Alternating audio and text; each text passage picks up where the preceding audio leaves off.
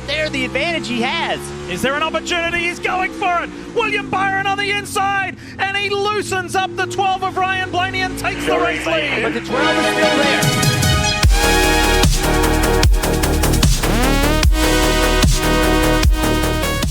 NASCAR continued its playoff charade, and F1 continued its European colonization tour. All this and more next on the Pit and Paddock Racing Show. Welcome back to the Pit and Paddock Racing Show. We'll start with NASCAR. NASCAR went to Martinsville for the penultimate playoff race. I really wanted to say penultimate playoff race. A lot of people like saying penultimate. Yeah. It's a fun word. Especially in F1, you get a lot of penultimate. But, I thought it was pentultimate, but apparently it's penultimate. Oh, yeah. So NASCAR went to Martinsville for its penultimate playoff race to pick the final two drivers, where Lucky Lord Byron went pole to checkers, drug Kyle Larson along with him into the Phoenix final. I spelled it with a PH. Phoenix final. That's clever. Yeah. Blaney was a disappointing second, and I don't really care who was third because I picked Blaney to win. So every race this weekend, whoever won the pole led into the first turn and won the race. Interesting. Wow. Oh. First of all, I would love to get through a Martinsville weekend without hearing about the damn hot dogs. Every time there's practice or qualifying, we've got to send a guy down to the hot dog stand and talk about them for 25 minutes. Why? What's up with the hot dogs? I don't know. It's just a thing there. Everyone talks about the hot dogs. Is that Virginia? Yes. Aren't they like the ham state or something? I don't know. It's like a red hot with chili and mustard. It doesn't sound like a good way to get through a full day at a racetrack, but here we are talking about it every single time we're in Martinsville. I thought I remember something about hams with Virginia, like it's their state bird or something. Ham is their state bird? Yeah. Nice. I think so. I would go with that. That's not halal. Anyways, we'll get into the race. First off, Elliott's pit crew screws up his first pit stop of the day. Again. The front tire changer was chasing a runaway tire down pit lane after the tire saw a winning team 3 stalls down and decided he was done. At least he caught the tire, or else it would have been a much worse penalty. But that's not a great start for Chase's day. This was a race of tires trying to abdicate, wasn't it? Is that the right word? Abdicate? Elope? No. What is it when you run away? Elope. Oh, let's go with elope. Abdicate, leave. Yeah. Rest of stage 1 was pretty uneventful with Hendrick 1-2-3 for almost the entire stage. Ryan Blaney, however, started P31 and made it up to 9th place by the end of the stage, so he was on his way. I know, I was getting hopeful. I had all my money on Blaney. He was close. Lap 217, apparently Josevar was in Suarez's way. I thought I heard Suarez was headed for a sports car career kickoff meeting, and that's why he was anxious to get past Josie. He's got one more NASCAR year of not doing well before he gets to there. Okay. Wait, who's he going to be with? Didn't he get booted? He's moving to the 7 car next year. Not the 8 car, because... Well, no, he doesn't want to be that bad. Okay. Lap 230, Josh Berry spins Cold Custard's Texas A&M car. Brad Kay barely misses it. Not like it helped. No. Brad's still back in the mid-pack. Yeah, what's up with all the colleges being sponsors? Like, with Texas A&M's got so much money, they can have a NASCAR car? Yeah. They just, have money to throw around while raising tuition, like colleges do. They got to reserve that money to pay the coach $52 million. Well, it's the only thing that brings money in. By now, Ryan Blaney is P2, so even better. Go Blaney. 18 to go.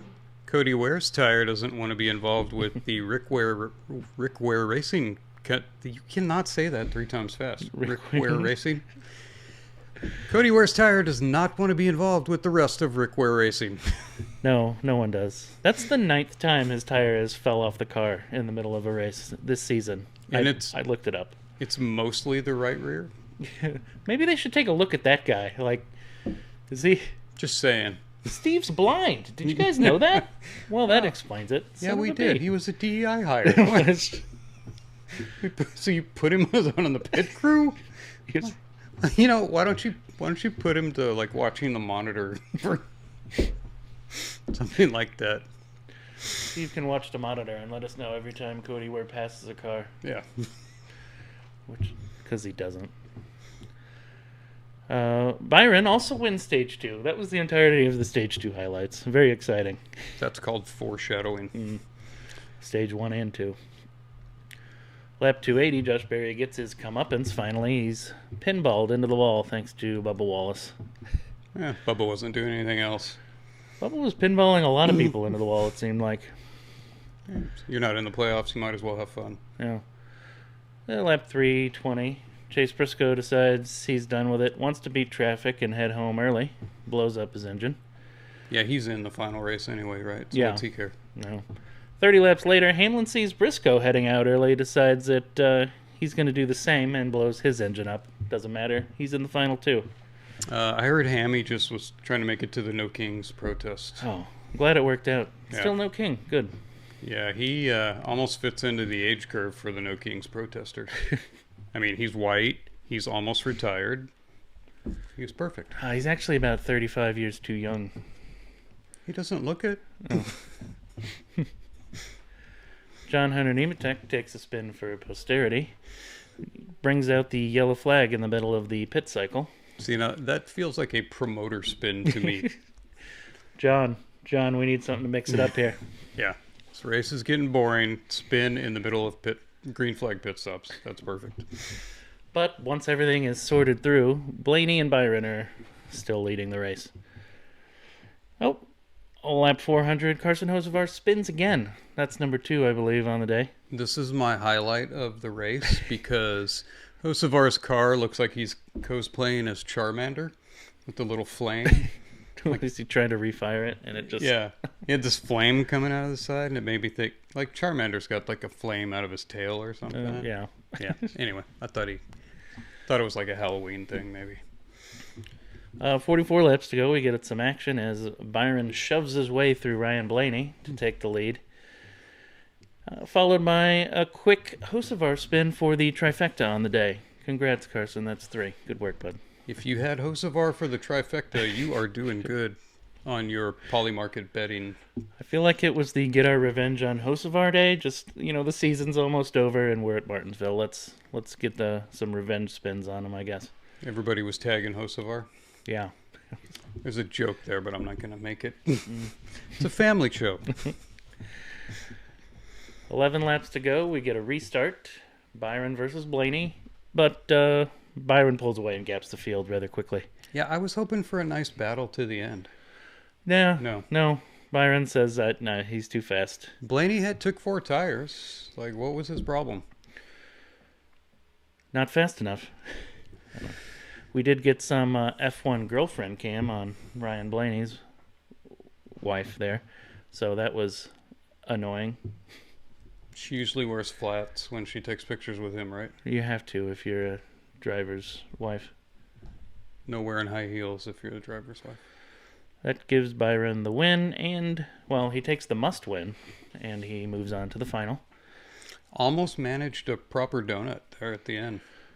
That was close. It was really close. It was almost a full-on donut. Like, nobody's gotten as close as he has. Probably the best one we've seen in quite a while. Yeah. Eventually, though, he gave up and just did the burnout.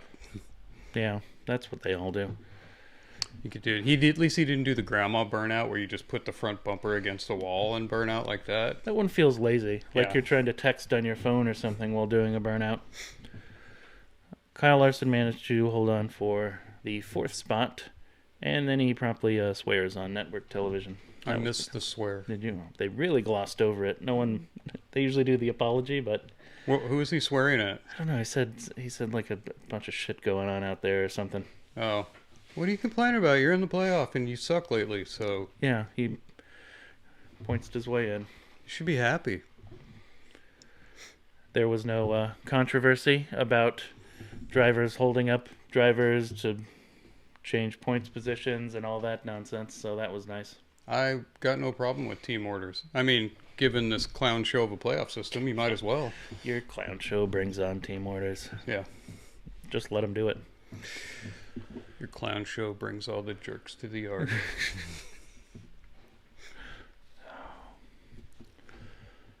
Good and bad paint schemes for the NASCAR Martinsville 2. That's important that you realize that it's the Martinsville 2 and not the Martinsville 1. You're going to want to remember the Yeah. 2. My good paint scheme was, well, I think it was my bad last week. But this week they switched it up.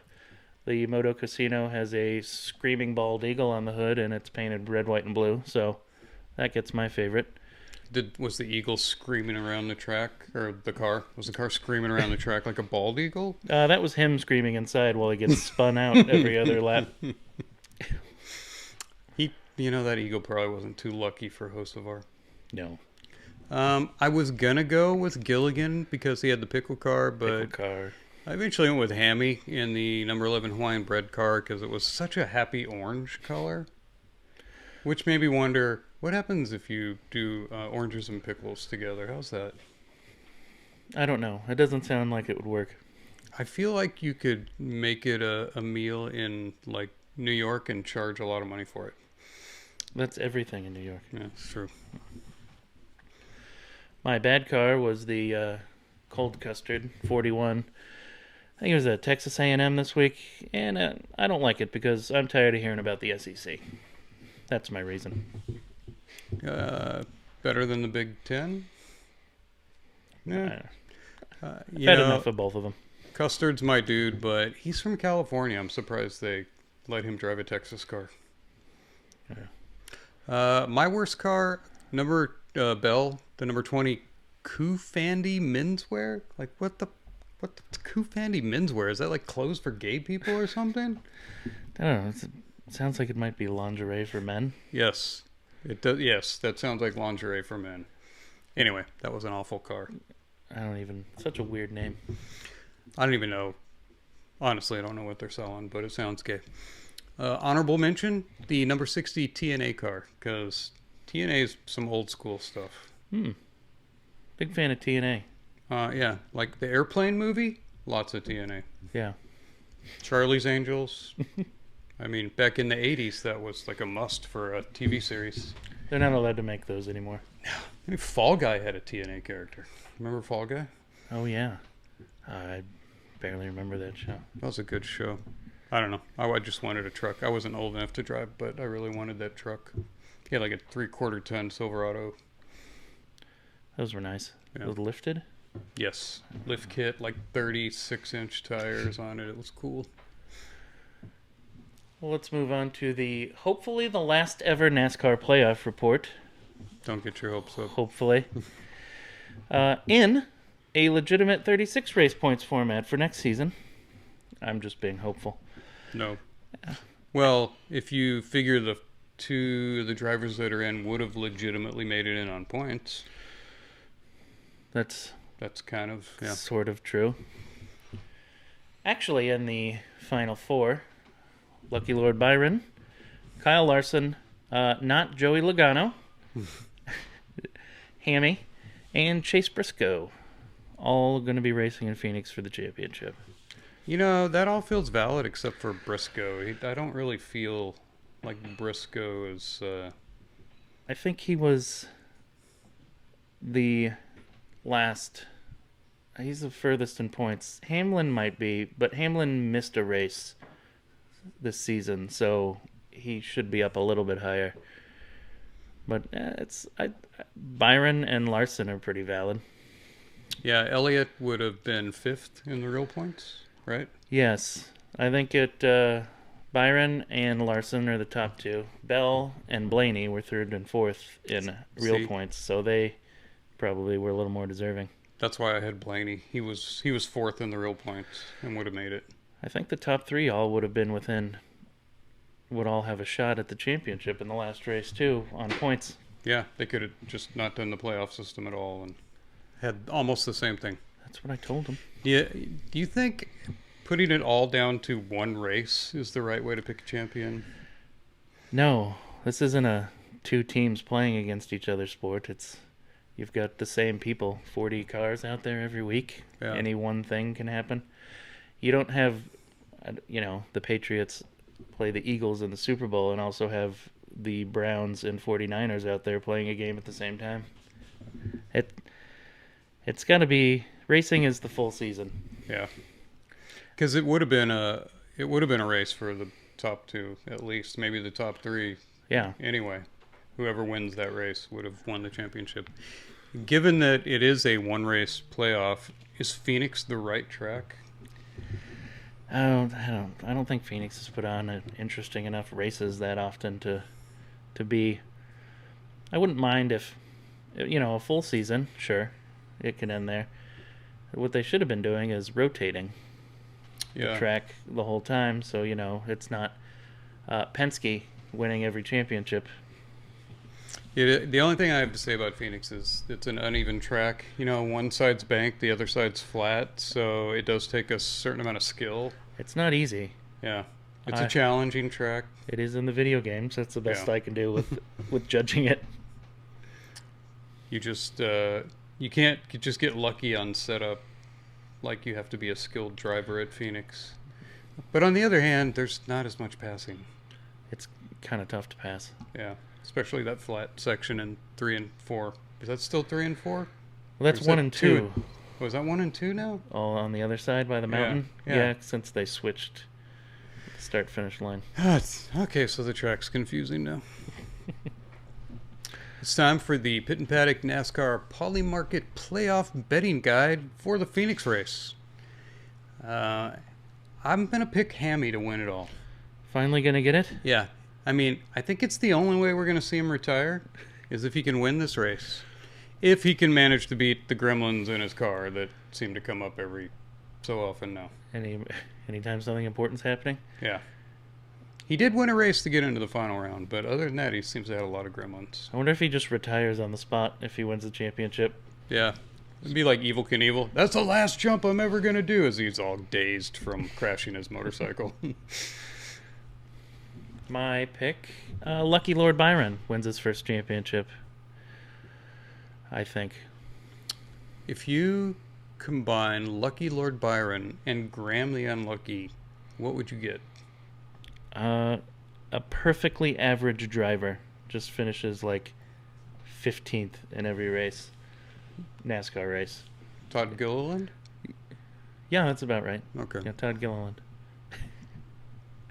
He does seem to finish 15th in every race. Yeah, he's kind of a middle-of-the-road guy.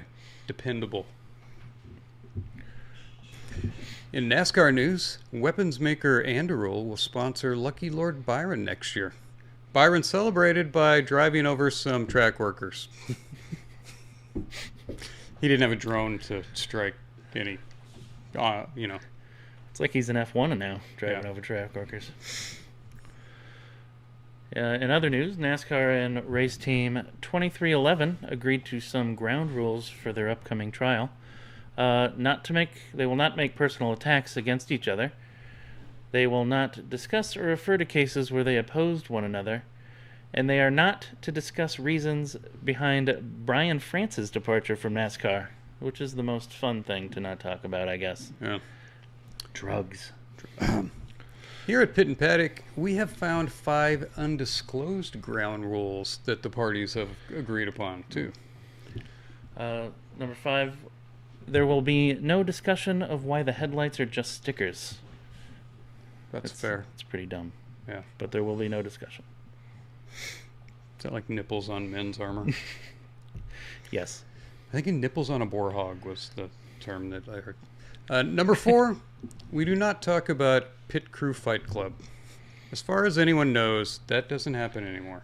NASCAR says no. There will be no debate on why the Confederate flag is bad. It just is. Shut up, history people. Yeah. No debate. Nope. Number 2, no disparaging of chicken fried bacon vendors. Those guys are very important in NASCAR. I wouldn't have it. Yeah. I would not have it.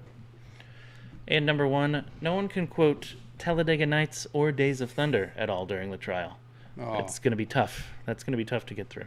that's what would make it a good trial. Judge, witness is having an ice cream right now. Cannot testify. Immediate penalty right there. Yeah. Contempt of court. It's contempt. Next up, NASCAR wraps up their pseudo season at Phoenix International Raceway. Pitt and Paddock will be there, getting an inside look for all our viewers. But only at the Busch race, because we really don't like people. So. No crowds. I'm going to go to the truck race, too. Are you in truck race? Yeah. But not Sunday. There's, like, people everywhere and traffic. Ugh. Oh, Sunday's way too crowded.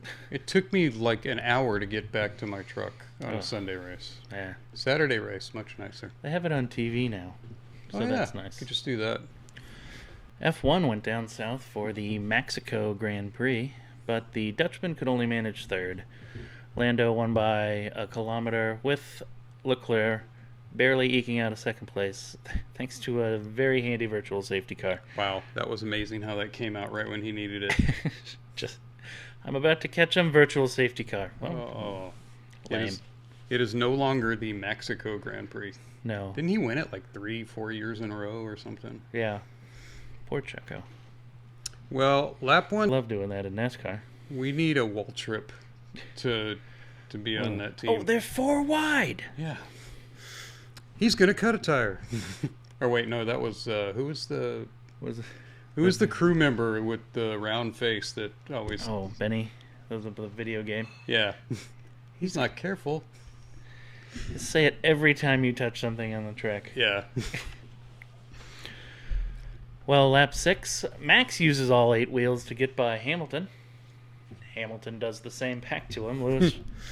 Lewis goes into the runoff road and across the grass, which earned him a 10-second penalty. Oliver Behrman snuck up to P4 during the whole situation, though. Wise.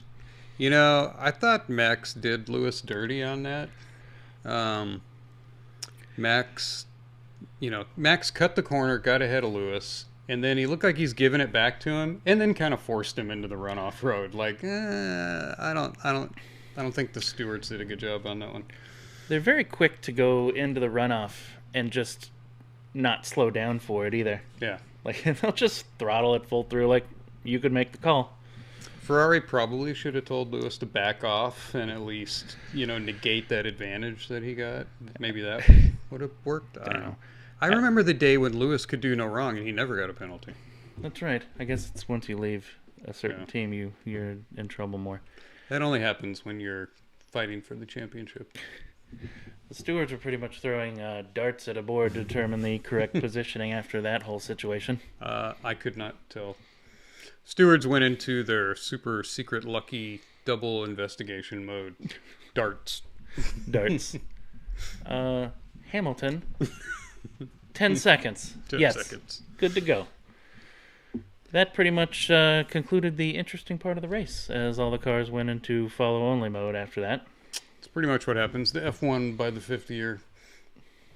Yeah, what did Russell say? It's a race to turn 1. Well, to turn 6 this time. Yeah, we get a little extra interesting moments in there.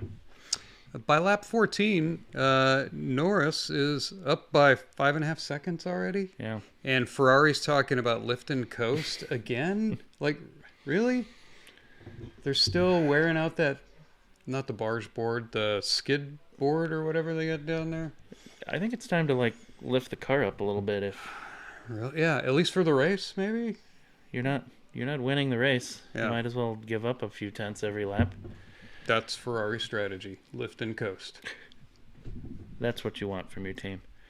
By lap 25, Norris was ahead by 12 seconds, and Hammy serves his penalty and drops to P5. We can't have a Hammy in both series. I guess we can. They're both elderly in the series. That's true. I mean, Hammy's not as elderly as Alonso, but Hammy might be second oldest. I think he is. Yeah. And depending on the race, the Hammy in NASCAR is the second oldest. Oh, he is. Yeah, we had Jimmy Johnson comes in once in a while. Who did we have in the Martinsville? It was Casey Kane? Oh, Casey Mears came back. Casey Mears. Old man right. Mears. Yeah.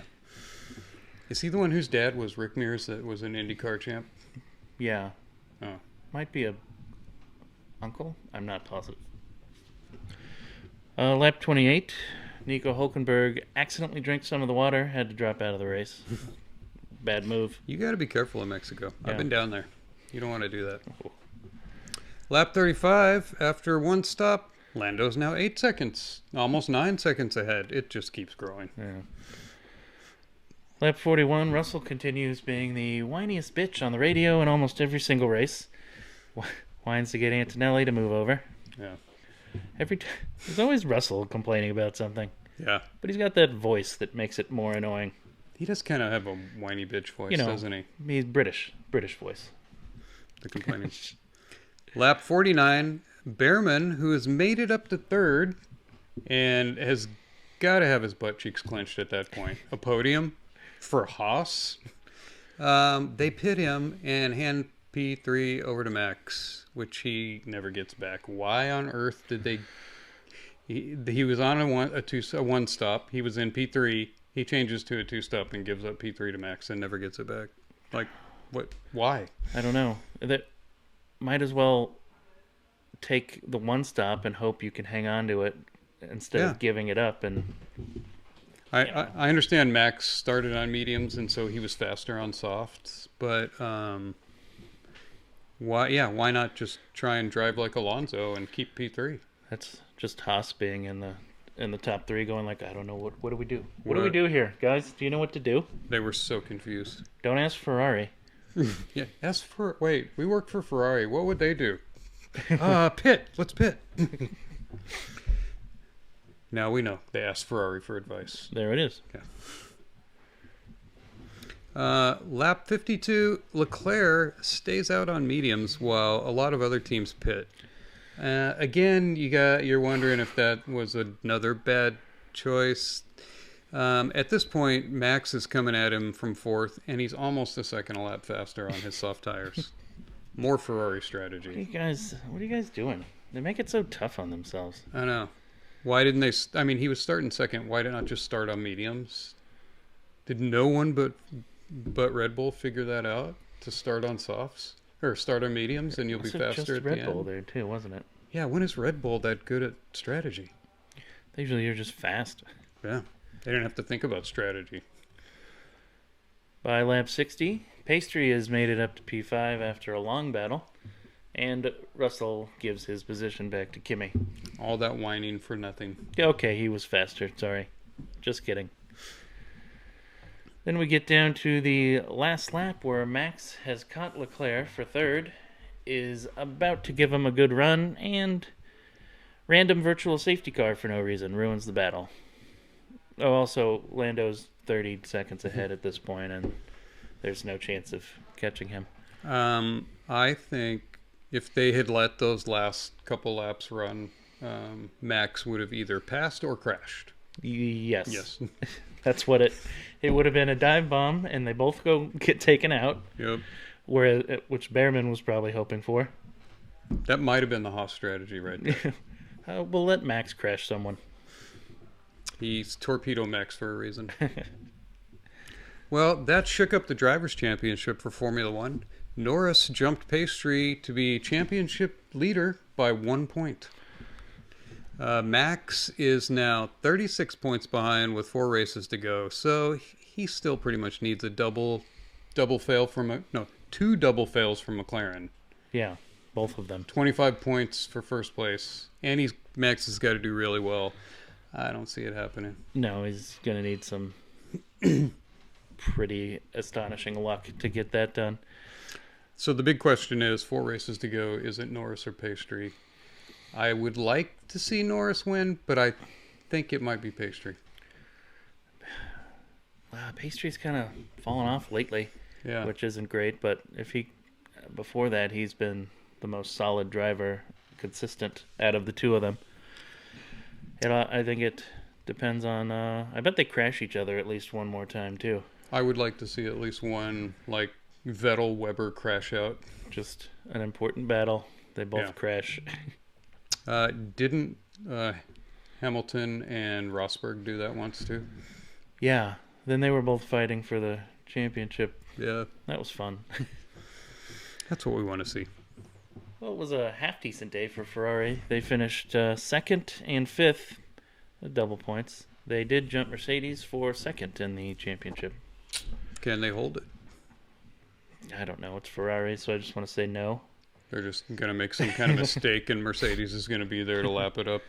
Imagine if Red Bull had a second driver where they would be in the Constructors' Championship. They would be in the Constructors' Championship. Like, it wouldn't be decided yet if they hadn't built that car around one person. Definitely. Like, I would like to see someone else try and drive that car, because Yuki and Lawson are not slouches, but neither one of them can do anything with that car. Or, for that matter, neither could Perez. No, I didn't. They put Alonso in there. See what he does. There you go. If anyone can drive that car, it would be Alonso. A good day for Haas. P4, P9. They scored 14 points, and that puts them at P8 in the Constructors, only 7 points behind Aston Martin. If they get a couple more points there, I don't see Austin getting any points in the rest of the season. So At least half points, maybe. that also tied the best finish for a Haas. Ever?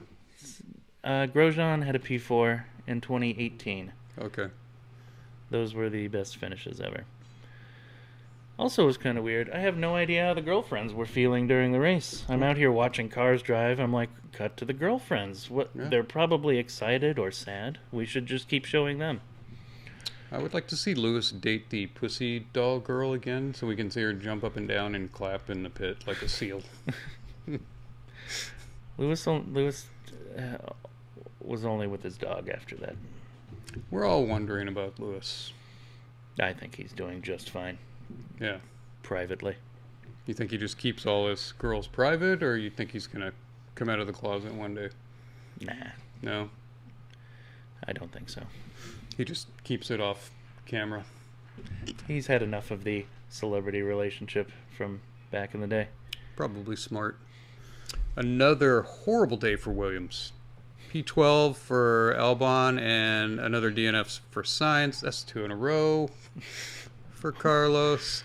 Wow, if they're not careful, they're going to lose 5th place to maybe Haas. That's pretty bad. Sainz couldn't keep track of his pit road speed, so he kept getting penalties, drive-through penalties, where he couldn't keep track of his pit road speed. So that's another drive-through penalty because...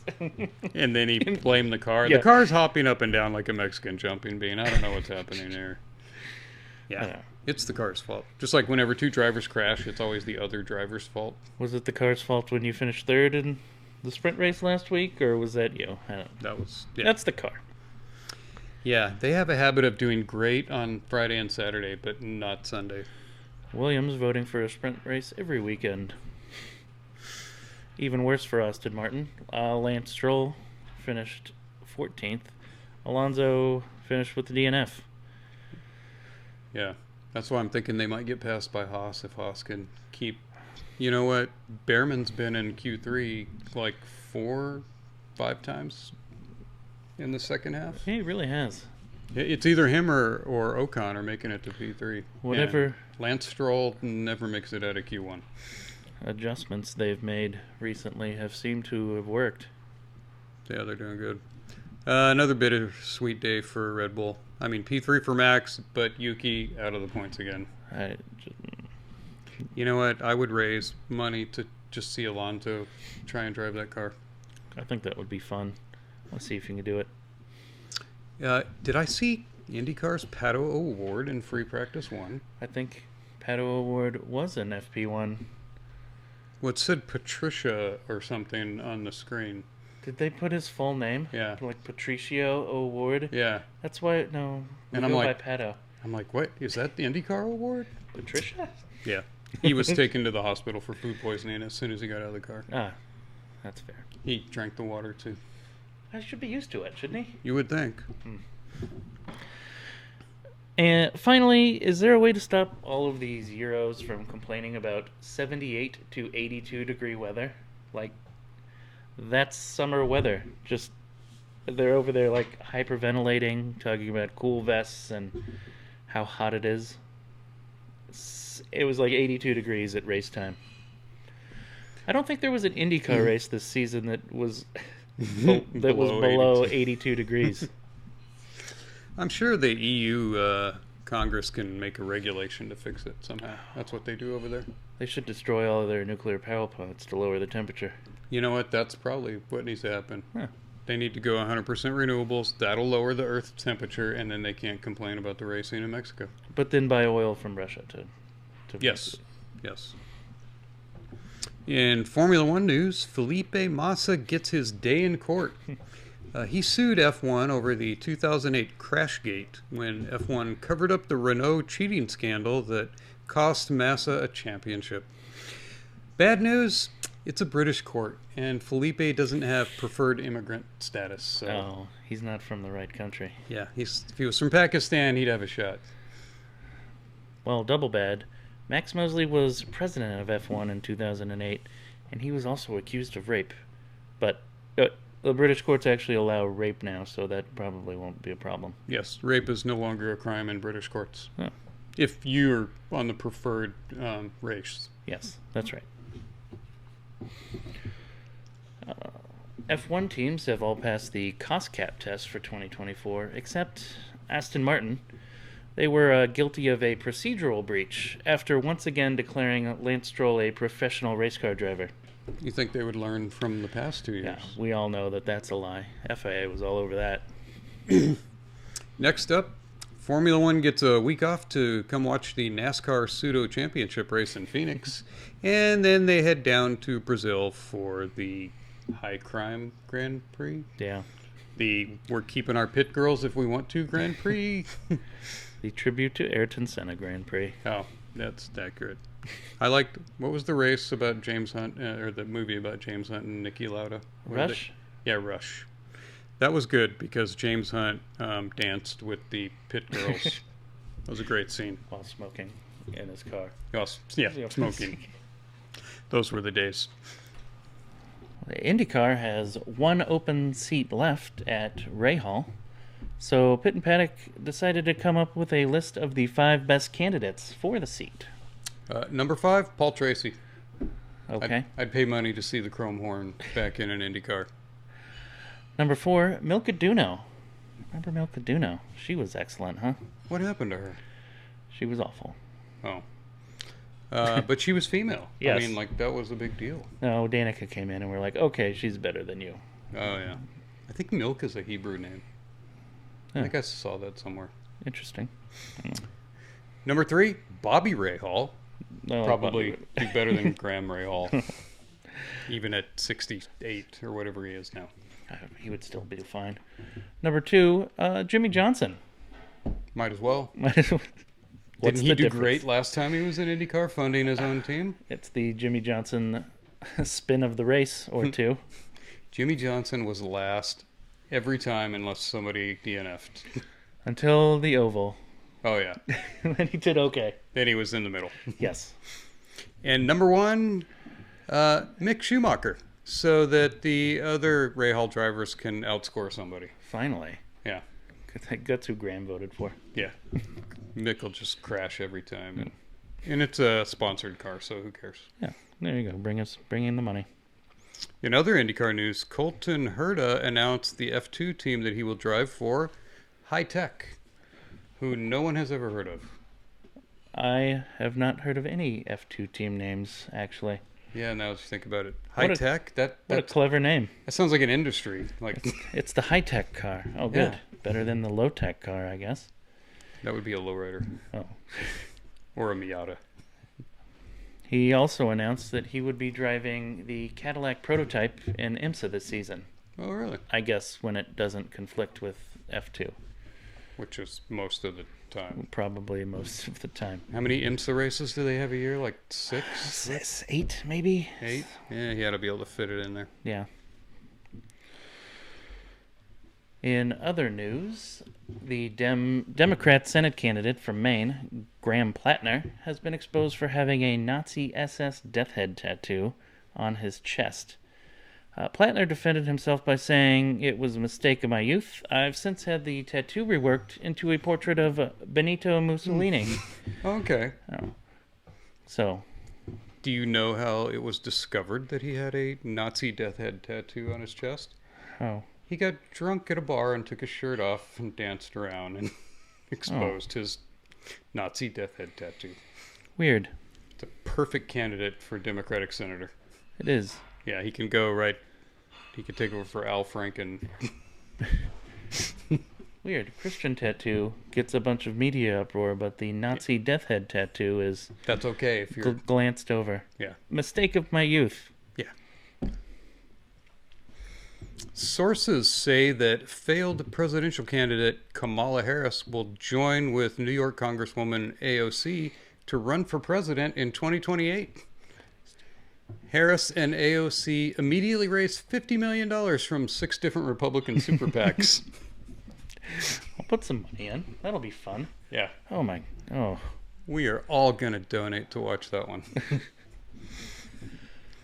Thousands of Miata car owners flooded Lime Rock Park racetrack for the MiataCon. Oh. The once the MiataCon's over, the owners will also take part in a pride parade. Appropriate. Yeah. Vendors at the MiataCon include Renus VK's Adult Toy Shop, Grinder, Clubman Mustache Wax, and the Gavin Newsom for President fan club. Right, that makes sense. That's what you would expect there. No D&D. Like maybe a Pokemon. No, we're No. taking D&D back. Okay. That's it for this week.